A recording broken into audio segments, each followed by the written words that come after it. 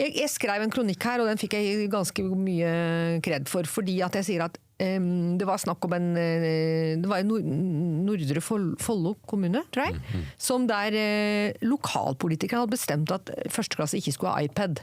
Altså, kommunestyret hadde bestemt det, eller foreslått å bestemme det. Og så sier jeg, ja, men så da begynte kronikken med å si at, ja vel, nå har kommunestyret i Nordre Follo bestemt at legene i Nordre Follo får ikke lov å bruke diktering. For det akkurat like dumt, du ville jo aldri gjort det. Leger i Norge har diktert i 40 år. Og godt det. Og godt det, ja. Men hvorfor i all verden er det liksom, hvorfor skal ikke bare dyslektikere, men alle typer elever som har forskjellige utfordringer. Hvorfor skal ikke liksom vi gi skolene nok kompetanse og ikke minst nok utstyr til at vi selvfølgelig alle skal ha det bra i klasserom. Vi kan ikke inkludere med bare blyant og papir. Punktum.